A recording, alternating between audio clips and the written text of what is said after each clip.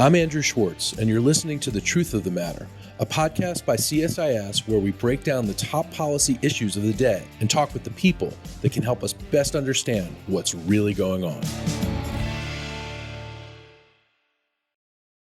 Today on The Truth of the Matter, we have a very special guest and a very special episode. We have with us, in addition to my colleague Dan Runde, the head of our Prosperity and Development Program, is also a senior vice president at CSIS. We have with us Ambassador William Taylor, who is vice president of Russia and Europe at the U.S. Institute of Peace. And of course, Ambassador Taylor, in addition to being a West Point grad, served in the military, is also the former United States ambassador to Ukraine from 2006 to 2009. He then also served as charge d'affaires at the U.S. Embassy in Kyiv in 2019. Ambassador Taylor, welcome to the podcast. Thank you for being here. Thank you, Andrew. It's great to be here.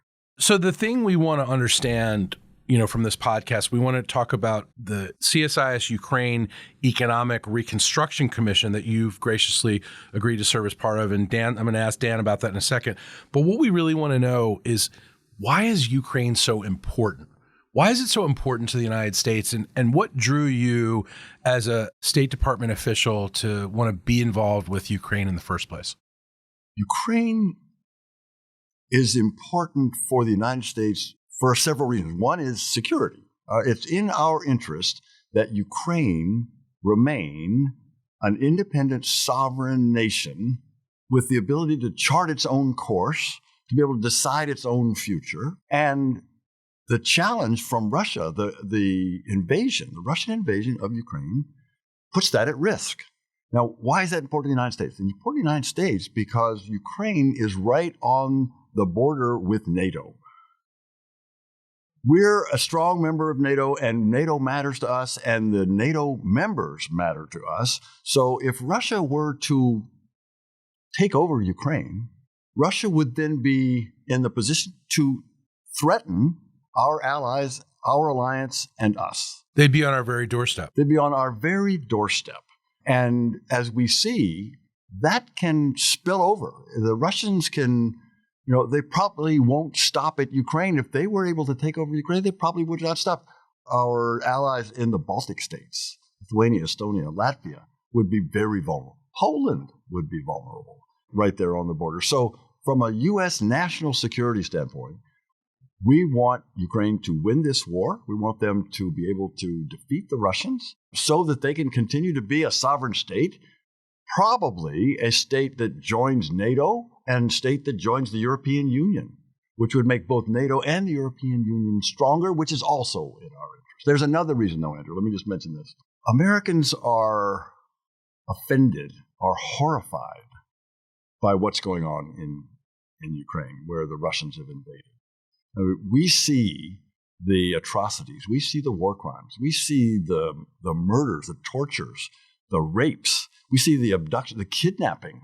They're kidnapping children, Ukrainian children, and taking them into Russia in the thousands. This is a war crime. People say this is genocide. And the American people are offended by this, are angered by this. We want to see justice done around the world, and justice is not being done in Ukraine. So Ukraine needs to win this war as well. That's another reason. There's a moral imperative. Andrew, I just so agree with Ambassador Taylor. We were so lucky when Ambassador Taylor agreed to be part of our commission. But I want to just echo what Ambassador Taylor is saying. I think we have a sense of good guys and a sense of bad guys. And the Ukrainians are clearly the good guys. We also, I think, have a sense of fair play. And this has just been dirty. After World War II, we all agreed we weren't going to invade people's countries and redraw maps by invading countries. That was something you did in the Second World. People tried to do that in the Second World War, and we all agreed afterwards that we weren't going to do that anymore. So in addition to all the things that Ambassador Taylor is saying, there's a sense that if we're going to allow this and that the Russians to do this in Ukraine, what does that mean in the rest of the world? Does that mean somebody like China can decide, well, they're going to do something in Taiwan? There's a number of other very complicated, intense border disputes in a variety of other countries, not as famous, not as well known as in other parts of the world.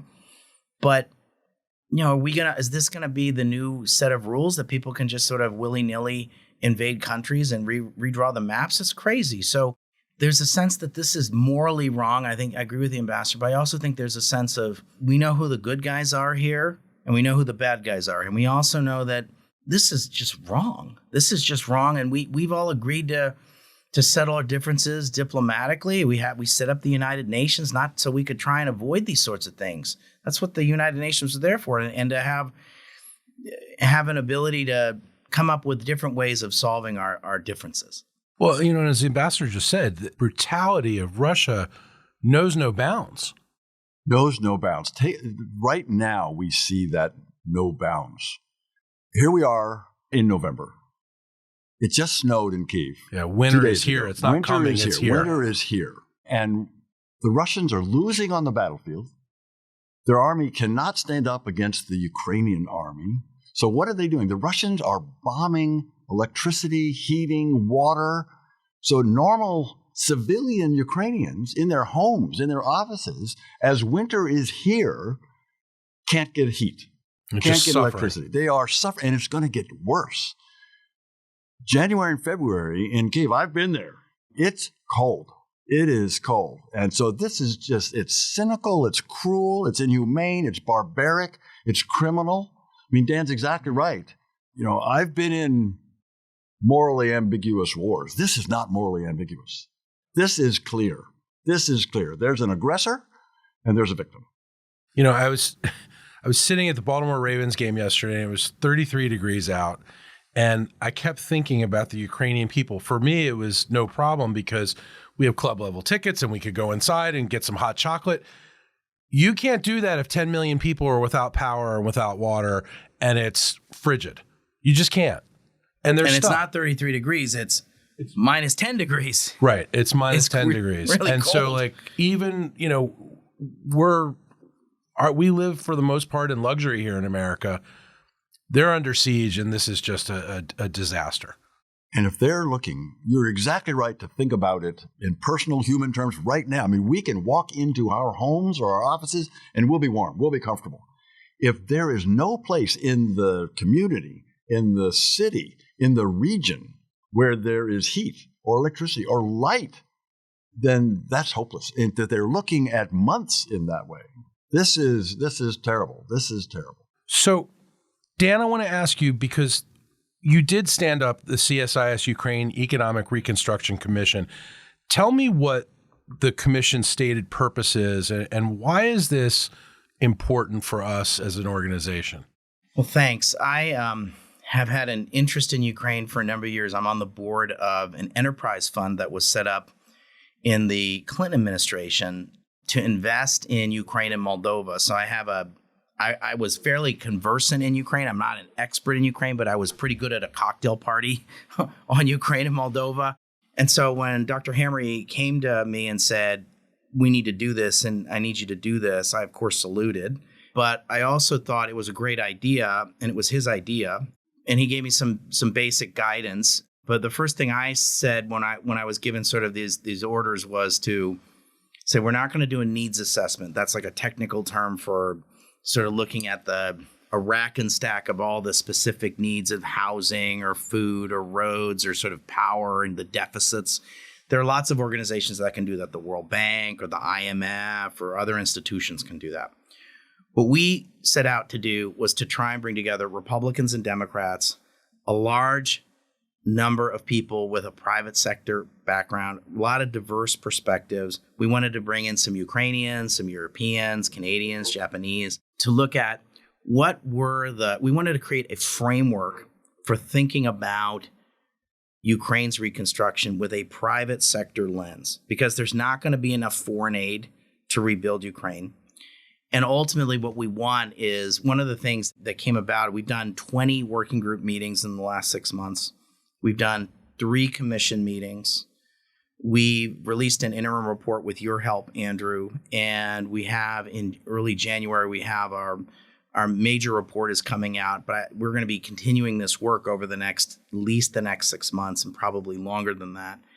But what we wanted to do was put forward specific steps that the American government could take, steps that the Ukrainian government could take, thinking about how to bring in the private sector. So we wanted to do was think about what were the steps we needed to enable and support the reconstruction and modernization of Ukraine, especially in the context. This was as we went along in the process. After 100 meetings and interviews and 20 working groups, and we've done 8 papers so far. We got another 4 or 5 coming in the pipeline, and this report. I would say to you, my deepest thought is that we need to align all of our reconstruction efforts in the direction of European Union accession for Ukraine. That everything ought to be aligned to that. And there ought to be a reasonable timeline for that. This is separate from them joining NATO. This is separate from them joining NATO. So separate from them joining NATO. Now, I'm in favor of them joining NATO over time. And actually, we've talked about this in the commission meetings, is that historically, countries have joined NATO first and then have joined the EU. But in this case, it's likely that they may join the EU first and then later join NATO. But the pull of gravity, the joining the European Union is such an attractive thing that countries are willing to do hard and difficult things to join. It's like joining a really popular fraternity or sorority. And so there's been some criticism in Washington about burden sharing, about the Europeans, they're not doing enough. My ask, this is Dan speaking, but I suspect the commission, I think, will agree with this, is to set a specific timeline within a reasonable period. If we talk about 20 years, that's too theoretical. Now, in an ideal world, it'd be more like 10, maybe a little less, but I could accept 10. But we need a specific timeline with milestones, and we should align all of our aid, all of our conditions about what we're going to ask them to do in alignment with that goal. But the Europeans, in addition to coughing up more money, which there's been a complaint in Washington about, needs to cough up a specific timeline. They've started the process saying, we're interested in you becoming a member. That's not what they call it. They have some other fancy term for it. But what we need now is a real timeline. So that would be one of the things we've taken away from this process, is that would be the most important thing we could think about. Okay, so Ambassador Taylor, given all of what Dan just said, are we in a frozen conflict right now between Ukraine and Russia? And if so, does it make it harder to join the EU, join NATO? And I don't think we're in a frozen conflict. It's clearly a hot conflict. It is going, there are tens of thousands of soldiers on both sides that have been killed. And it goes on today. So it's clearly a hot, roaring, horrible conflict right now. And right now, the Ukrainians are winning. As I mentioned earlier, the Ukrainians are winning on the battlefield. They're winning the big battles. They won the big battle of Kyiv, the capital. They won the big battle of Kharkiv. They won the battle of Kherson more recently. And they are pushing the Russians out. So that's not a frozen conflict, clearly. If that can continue, if current trends continue, that is, if the Ukrainians continue to do well, it's current trend, and if the Russians continue to do poorly, current trend, then the Ukrainians could indeed push the Russians out of most of Ukraine. I say most because Crimea is difficult. But nonetheless, if the Russians are out of Ukraine, then there could be conversations. There could be some discussions. The Ukrainians may sit down with the Russians at that point, with the Russians out of their country, and have a conversation about how to move forward. And that's not a frozen conflict. Now, I will admit that that's not the only scenario. There's another scenario, which is the closer to the frozen conflict that you mentioned. That is, both sides get tired. Both sides are tired. Let's be clear. The Russians are having a very hard time. Putin's having a very hard time getting soldiers. I mean, he's asked the North Koreans, he's asked the Belarusians, he's not asked to mention ammunition. But he's having a hard time getting soldiers. He's gone to Russian prisons to pull prisoners out to send to the front line. Not exactly the disciplined soldiers you want on the front line. Not the disciplined, trained soldiers that you need on the front line. Drunks and convicts. And the Ukrainians, by contrast, turn away volunteers every day. That's incredible. It is incredible. They have as many as they can train and get to the front line as they need, and more. So if that, though, leads to exhaustion, there's reason to think that they won't on the Ukrainian side. The Ukrainians may continue. But if it comes, if the winter gets really bad, and if we flag, if the United States and Europeans flag on our support for Ukraine, they're going to have a real hard time. In which case, if the Russians are able to somehow find troops in their draft, which they're having a hard time with, if they can find enough people to draft and put into the army, you could have a stalemate. And that could be not a frozen conflict, because I don't think the Ukrainians will ever give up. They will continue to fight, even if our support flags and declines for some terrible reason, which I think won't happen. But if that should happen, the Ukrainians will continue to fight. So, all to say, long answer to your question, Andrew, about frozen conflict. I don't see a frozen conflict. I see, if it's not a decisive win by the Ukrainians that I just said, where they push the Russians out of their country, then it will be a simmering conflict. Because we've seen how the Ukrainians put pressure on the occupying forces. We've seen how they kill collaborators. You don't want to be a small town mayor collaborator in Russian control category. You end up dead. You have a short lifespan. You have a short lifespan. So all to say that it won't be frozen. It will be simmering. The Ukrainians will continue to fight, whether or not they've got the support. I'm sure, let's be clear, I'm sure we will continue to support the Americans and the Europeans. So far, it's been overwhelming in our Congress, overwhelming bipartisan support, and I think that will continue. And I think that means the Ukrainians will continue. Is there the will, though, there now to bring them into NATO, or is that still, a process? It's a process. It's definitely a process. As we all know, you got to have every member of NATO agree to admit a new member, which means you need Hungary, you need Turkey. In the past, when the United States strongly supported, and still do support, Ukraine joining NATO, and when we tried, back in 2008, I was in Kyiv at the time. There was at the Bucharest NATO summit. At the Bucharest summit. 2008. In 2008, Dan's exactly right. And President Bush, George W. Bush, came to Kyiv first, and then he went on to Bucharest in order to tell his NATO leader colleagues that he was just in Kyiv, and he talked to the Ukrainians, he talked to the president, he talked to the ministers, he talked to people, talked to the military, and they want in. They want to be a member of NATO. And the Germans and the French said no.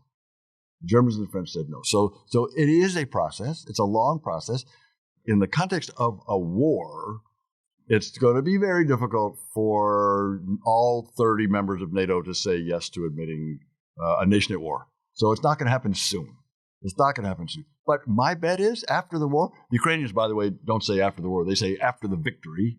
After the victory, the Ukrainians in the victorious scenario will be seen to be a very strong army worthy of being in NATO. In fact, the NATO nations would be lucky. We'd be lucky to have them. Maybe the most worthy. Most worthy. The most battle-tested. They will have defeated the Russians. That's what NATO's there for. So I think that will happen after the victory. One of the things I've been so fascinated by, and Andrew, actually, if I can ask you this question, but I just think has been the communications power of President Zelenskyy. I mean, he's off the charts. It's extraordinary. As a communications professional, I look at Zelenskyy's leadership in this as just being nothing short of extraordinary. From the optics, this is a guy who used to walk around in suits, but you'll never see him in a suit right now. You see him in his classic green fatigues, his T-shirt. He's clearly has the biceps to pull it off. Yeah, he's got the biceps to pull it off. Sun's out, guns out. He really, our colleague Elliot Cohen was just over there and visited with him, and Elliot said he was absolutely blown away by his presence. You see his communications blitz on the world stage, where he goes and speaks to everyone he possibly can speak to, who will listen and who will receive him. And there's been a huge audience for that.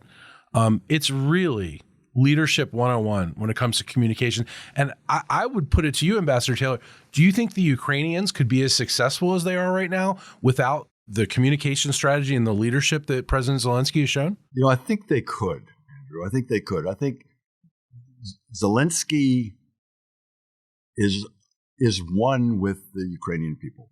The relationship goes both ways. He takes power from them. He takes inspiration from them.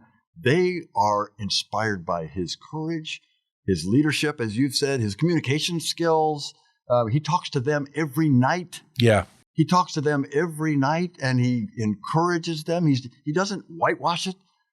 He doesn't talk through rose-colored glasses. He sees the problems. They know he's with them. He sees what they're going through, and he's empathetic to it. He is. When I mentioned that Ukraine had just pushed the Russians out of Kherson, 2 days later, he was in Kherson. He was there. He was there. I mean, he goes, same thing in Kharkiv. We remember that when they pushed them out of Kyiv, the Russians were very close to downtown Kyiv. So I was in Kyiv in September. And the first thing I did when I got there was get on a bus and drive out to Bucha, the source of this horrible atrocity. And it's about a 20-minute drive. And that's how close the Russians were to downtown. And while the Russian military was there, or the forces were there, 20 minutes away, the hit squads, the special forces, were in the city looking for Zelenskyy. They were looking to kill Zelenskyy.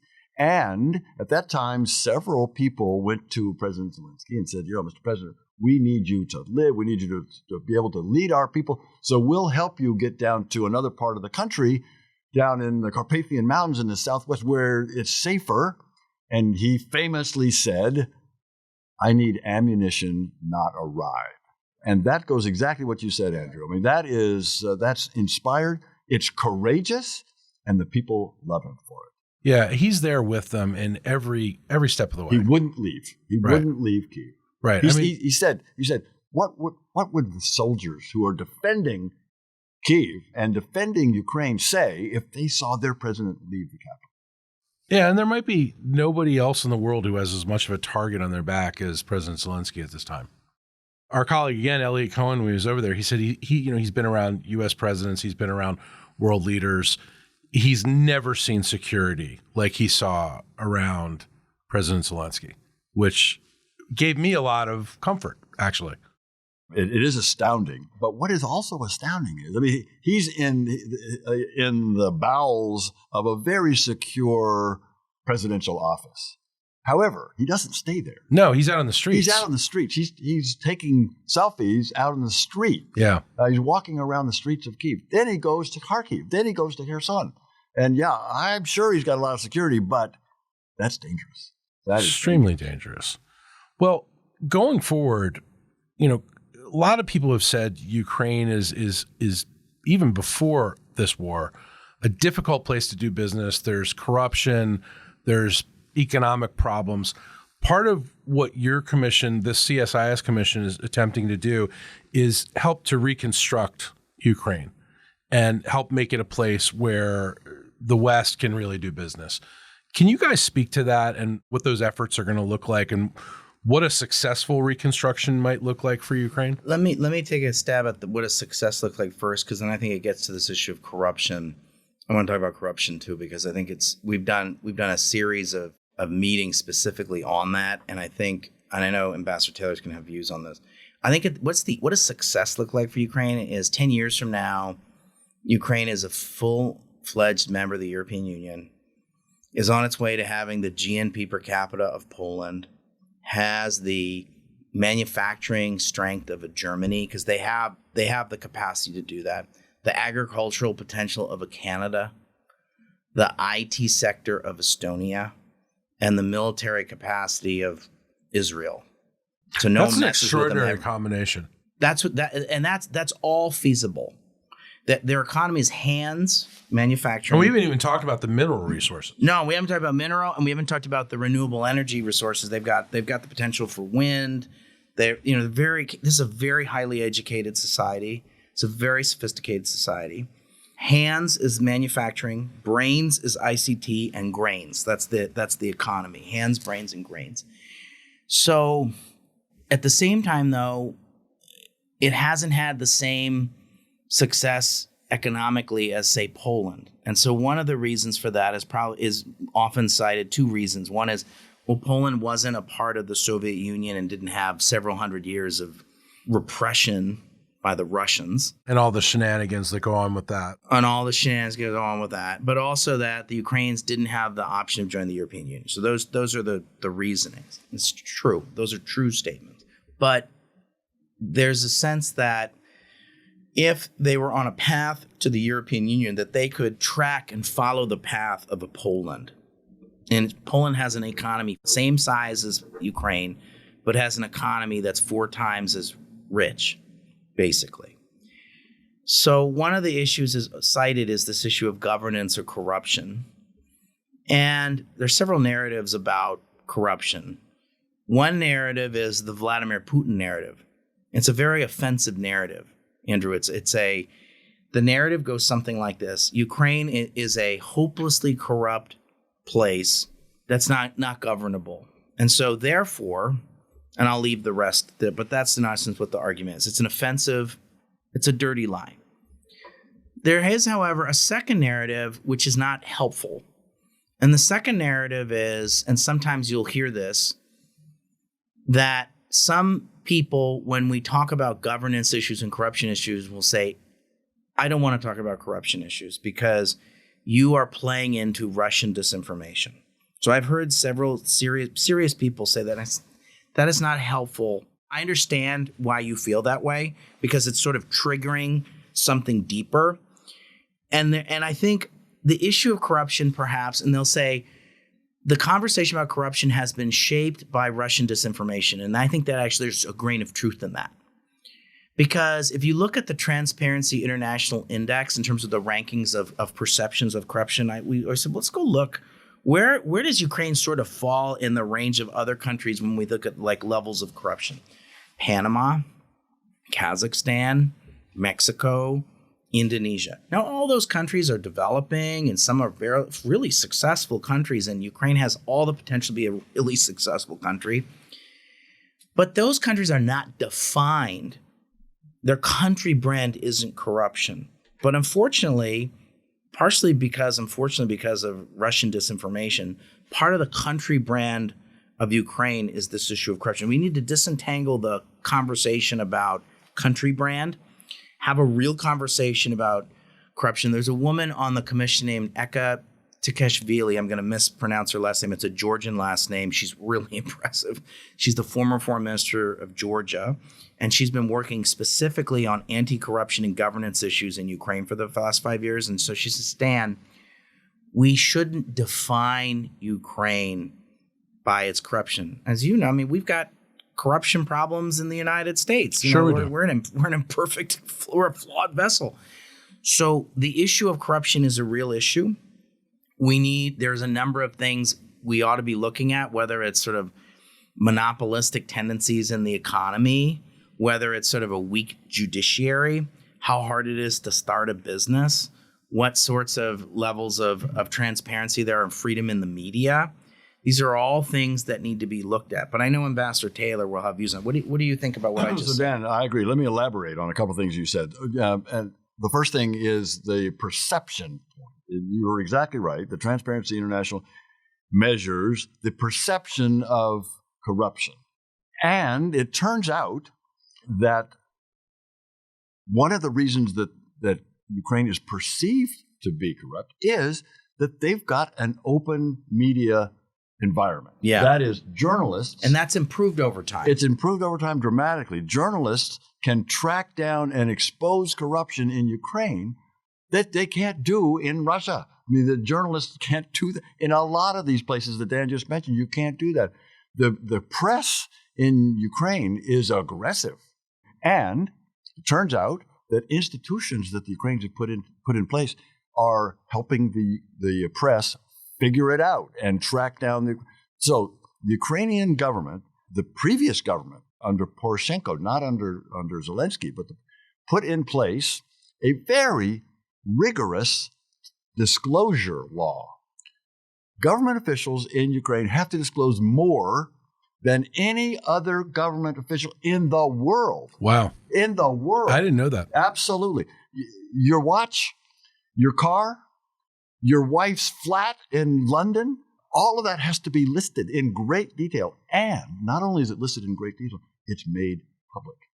So journalists can go to that list, that website, and they can say, oh, I know the city councilman of Kyiv, and I can see on this website that he's got all of these flats and he has several cars.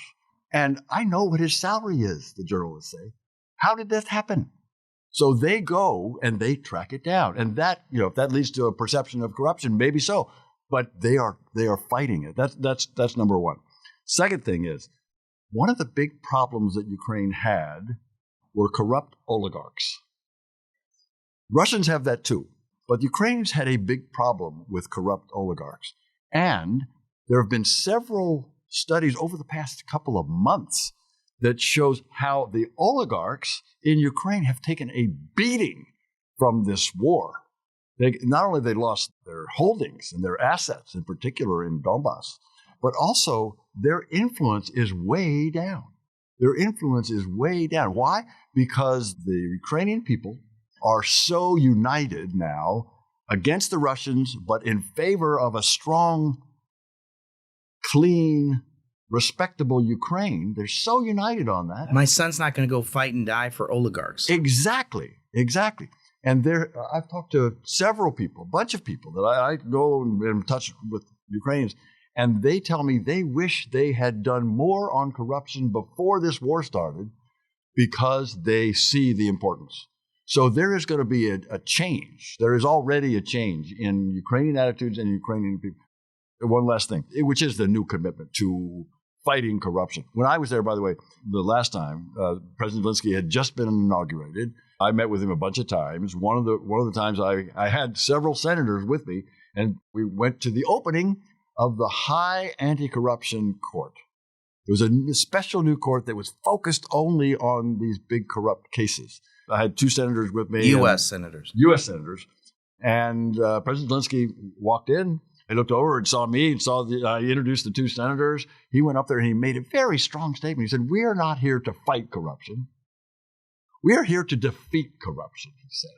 He was very strong on this thing. So I think you're going to see a new commitment. Just the one other thing, Andrew, is there was a major commitment, and Ambassador Taylor is aware of this, after 2014 to say, we're going to double down on trying to confront corruption. They didn't complete this. But one of the things I think is fair to say is it's sort of like when you lift up a rock and you find lots of ants underneath. The ants were probably already there, but now you could see the ants. There's been an additional effort in Ukrainian society to confront and take on corruption in say, the last 8 years. And so there's been sort of a heightened awareness of it.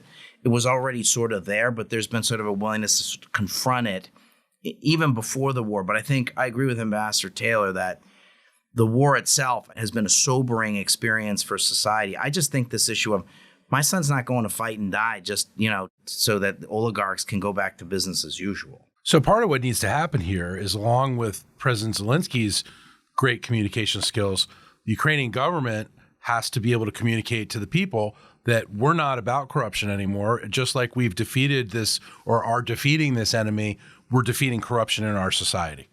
Andrew, that's 100% right. And I think there's sort of be a grand bargain. They're like, we will help you become a member of the European Union. We're going to arm you and support you with economic assistance and military assistance.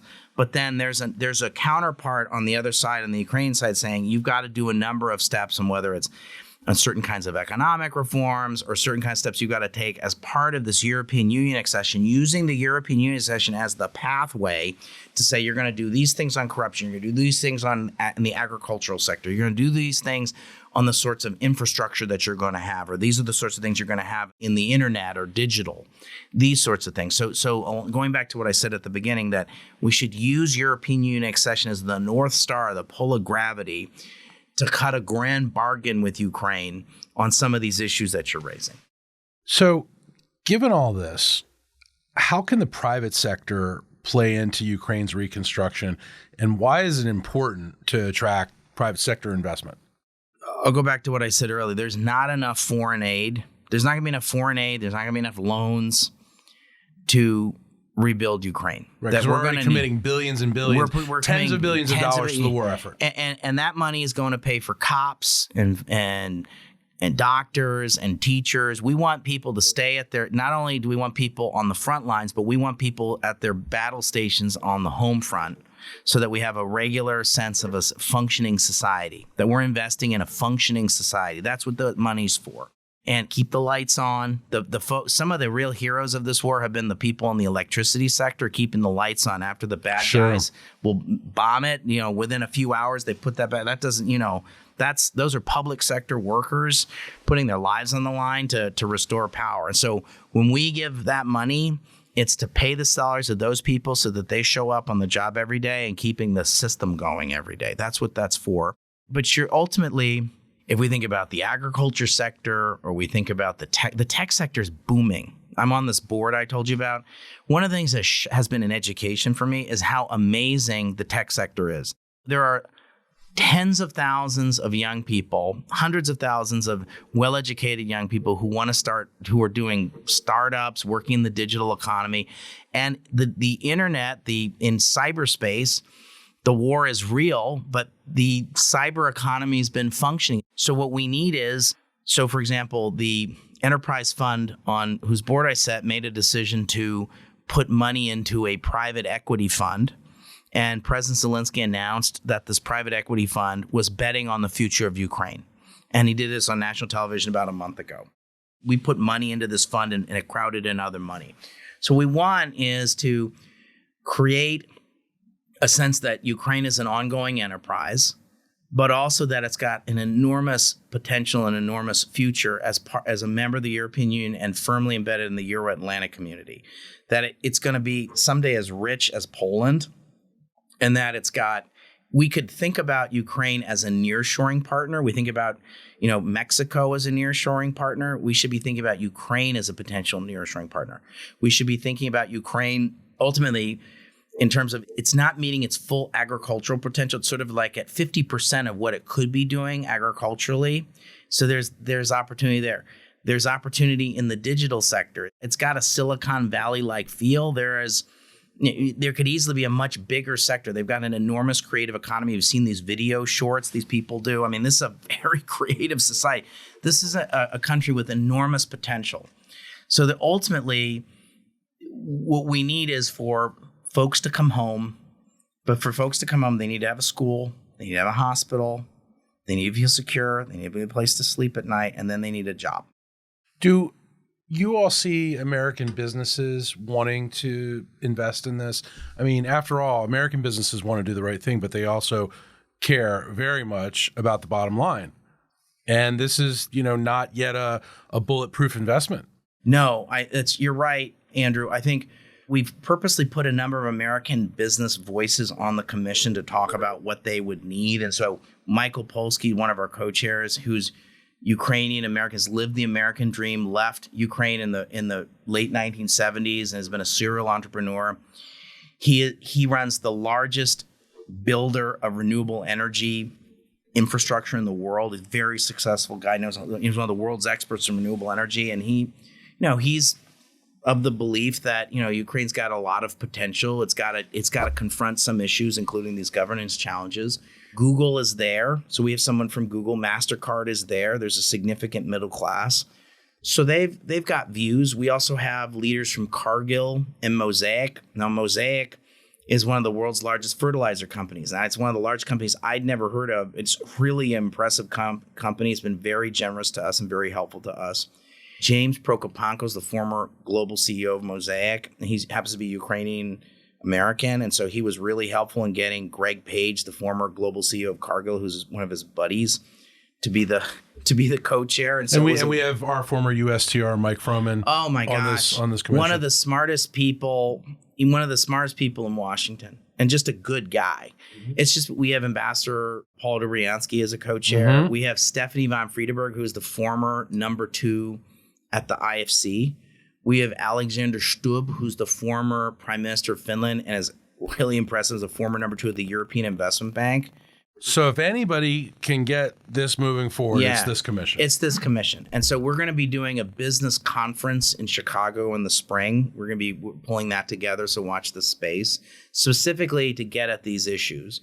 Ambassador Taylor, when you were ambassador, you talked to American businesses all the time. Talk to them all the time, and they see the potential, Dan, that you just described. They absolutely see that. And that's That really said, encouraging. It's very encouraging. It's very encouraging. That said, what you said is also true, Andrew. That is, this country needs to rebuild the infrastructure.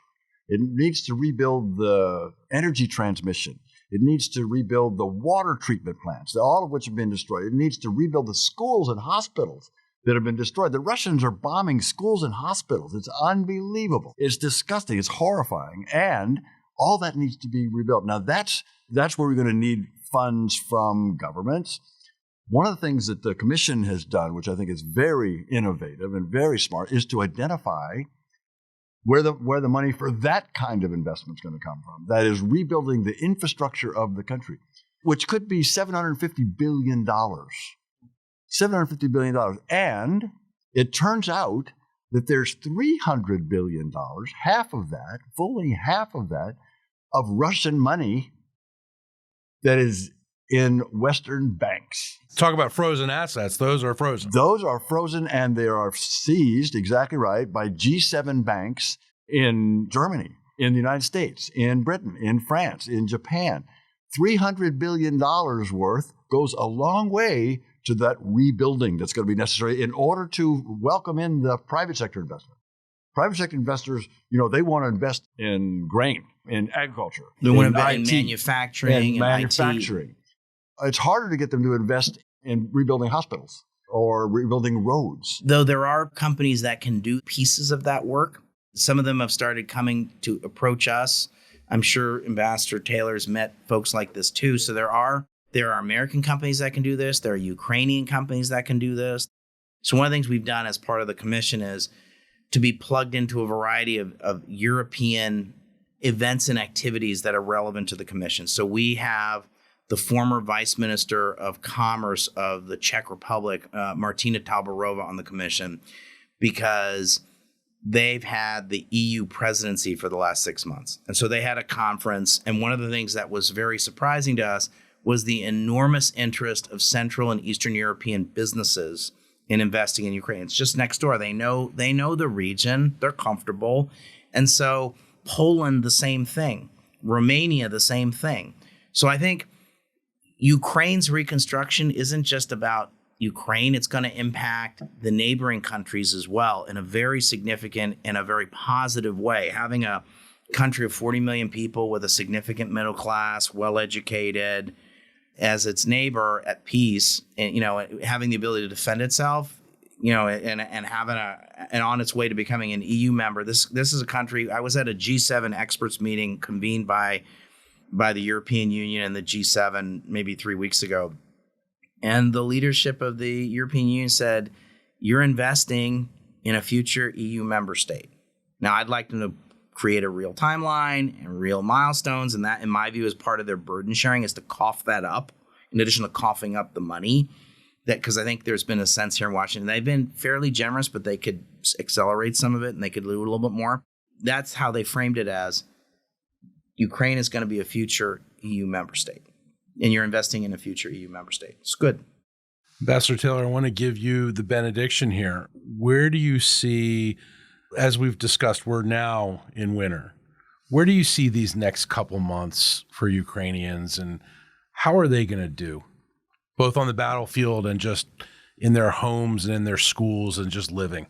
Andrew, I was talking to several Ukrainians just over the weekend, and I was asking them that question.